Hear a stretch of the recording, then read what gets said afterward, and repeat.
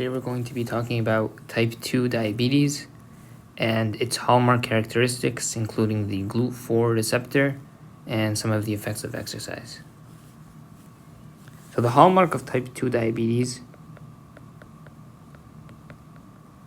is something called insulin resistance. And we're going to really get into what that means. So let's draw here a cell from the outside. So this is the cell, this is the outside of the cell, and this is the inside of the cell.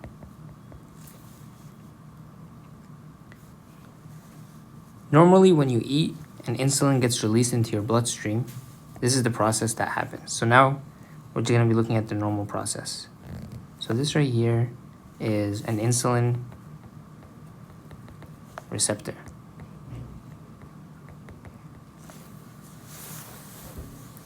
So we have the insulin receptor as the first thing. So when you eat something and insulin gets released into your bloodstream, let's say this is the insulin, it's going to go and bind to the insulin receptor on this cell. And the cells that we're specifying are muscle and fat cells. So let's put that here, muscle/fat cells.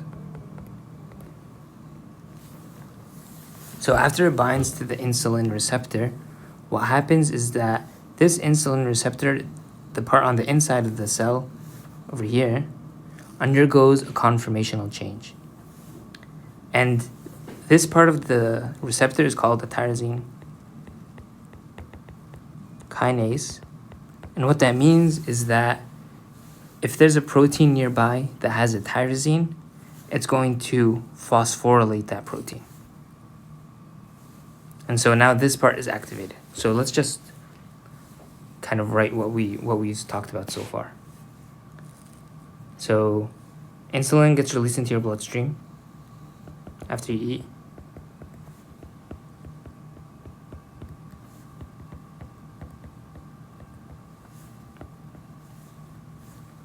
And the second thing we said is that the insulin receptor on muscle and fat cells. So we say the inner part is a tyrosine kinase,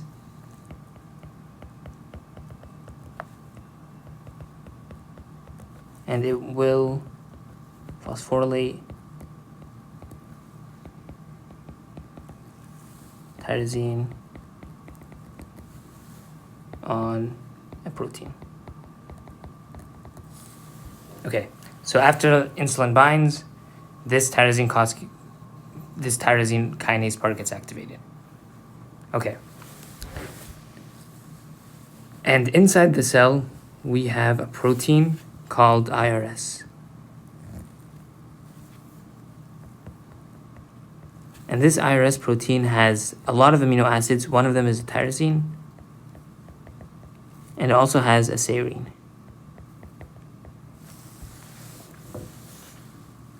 Now, if you recall, we said that this part of the insulin receptor is a tyrosine kinase. So what it's going to do is it's going to phosphorylate the tyrosine on IRS, which is what we're doing right now. So now this gets phosphorylated. And this is in the normal pathway. We haven't spoken yet about diabetes. So let's do this.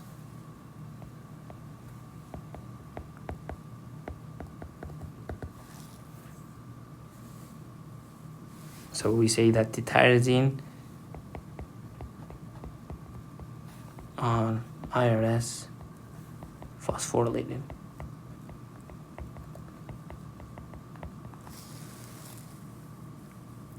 And the question is, why is that so significant? And it's because, let me just change the color. We have a receptor inside these cells called Glut4. Or it's more of a channel. We have a channel called Glut4 that is just inside the cell. When this IRS gets phosphorylated at the tyrosine, it's going to activate some mechanisms all the way downstream, which will eventually result in Glut4 going to the surface.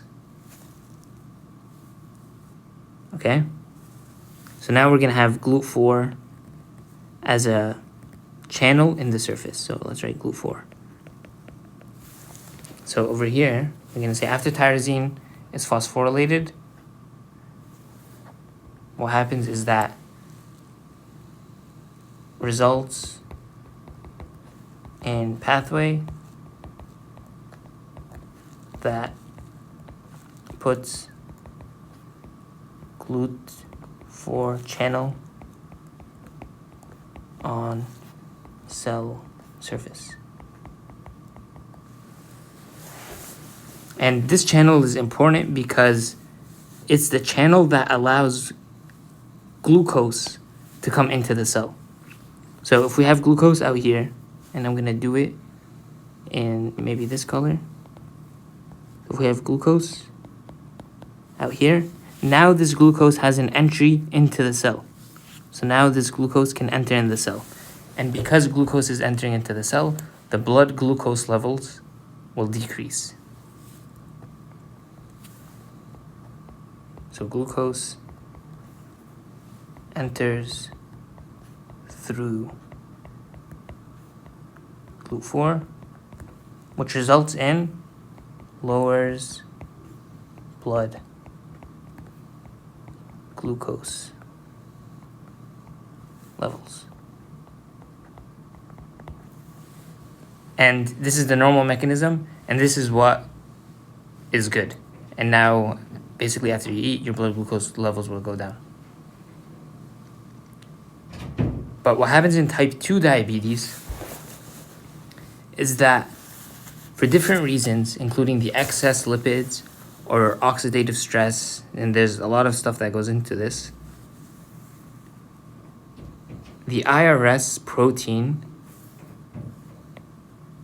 I'm just going to erase this for a second, the phosphorylation on the tyrosine, the IRS protein gets serine phosphorylated on its own beforehand.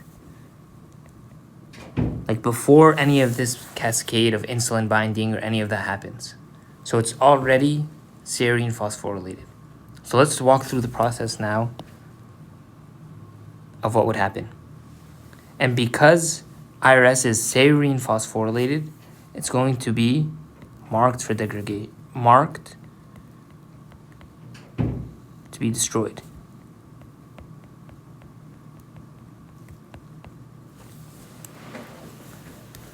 All right, so now let's look at what would happen. So if someone with type 2 diabetes eats, insulin is going to be released as normal. That's no issue. Yeah, I'll use this. Insulin will still be released as normal. They don't have an issue releasing insulin. Insulin is still going to bind to the receptor of the insulin receptor, no problem. This tyrosine kinase is going to be phosphorylated. It's going to be activated. This tyrosine kinase is going to be activated. But when it goes to phosphorylate the tyrosine on IRS, it won't be able to because the serine is already phosphorylated. And so that marked IRS for degradation, IRS is no longer present, or it can't be tyrosine phosphorylated. And because of that, the Glut4 receptor is not brought to the surface. Or the Glut4 channel actually is not brought to the surface, and glucose cannot enter. And because of that, the blood glucose levels remain much higher. So let's kind of write out what we just said.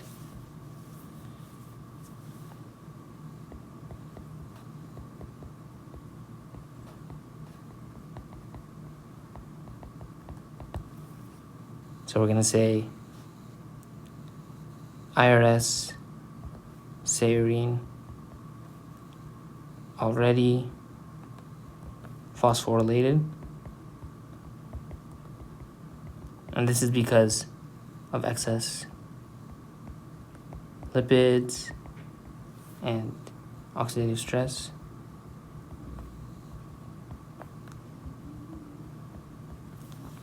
So what that means is that insulin is released after a meal.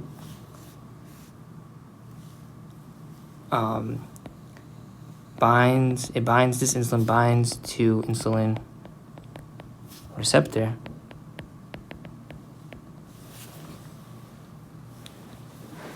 The receptor's tyrosine kinase is activated.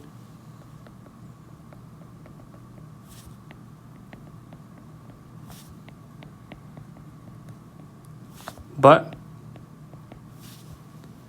IRS serine is already phosphorylated, so won't be tyrosine phosphorylated. Why? Because it's already being degraded. And what does that result in? It results in Glut4 not coming. Let me write that better. Coming to surface, and glucose doesn't enter cell, which results in high blood glucose levels. Okay, and so that's why when we say the mechanism or the hallmark of type 2 diabetes is insulin resistance, it's this, because insulin still binds, the receptor works fine, but just because IRS is serine phosphorylated, Glut4 doesn't come to the surface and glucose can't enter. Now, the last thing I want to talk about in this is exercise. So, exercise is really amazing, and this is the reason.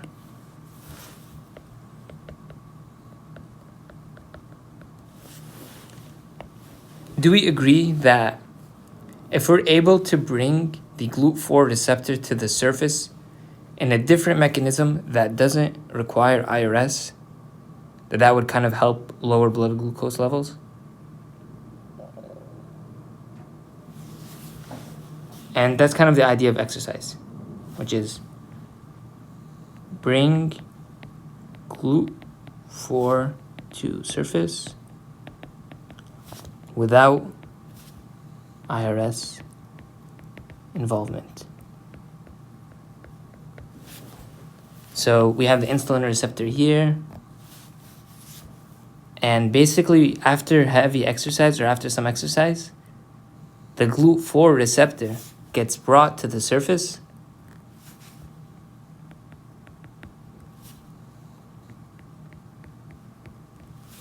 The Glut4 channel gets brought to the surface on a completely different mechanism that doesn't require the insulin, it doesn't require the IRS, and so it's brought independently. So Glut4 brought to surface after exercise without